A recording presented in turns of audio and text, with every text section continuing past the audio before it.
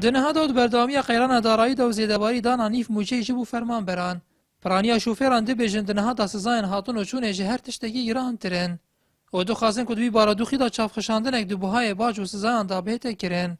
چونکی هنج شوفران نزدیکی میلیون کیشی سزا لسر ترون بیل نوان هاتینه تو مار کرن.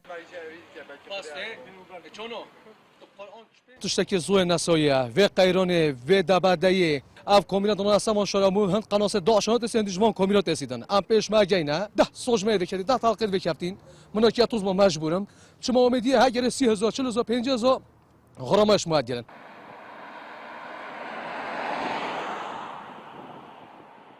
نزدیک 500,000 بس سیاره من غرامه خودی من پیش اینو بیت از غرامت سیاره خوبم سیاره خود تحویل کردم استخباراتی جلای غرامت سر دو خوزیم او اف حکمت و حکمت هرم کردستانی و پیچه که سر و غرامه سر ما ساست کرد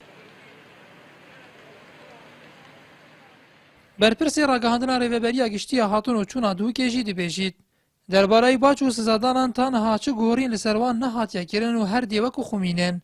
لیدی هول هندان که اف باج و سزا بینه کم کرن. دخوزش حکمت هرمت ینکو اوان غرامات بچه سر خلقی سهل کن چونکی اب خود بینن وضع چونه و معاش چونه و یادویجی کس نشیم چیز غرامت واسه رو بده چونکی گلگه چوه سر اگر بچه تسهیل بخنده بچه که بین نخوره احتمال خدش من غرامت خوب بدن و اجازه سنوی خوشی نیکنه و اگه شوفر دیدن دیار کرن دنها دا سزادان ریوبریا هاتون و چون لسروان بارک گرانه. لو ماجدو خازن اف سزادانه بینه کم کرن داکو بشین سالنامن ترون بلین خو نی بکن. نهاد اولمارین آرتی قازا آمیدی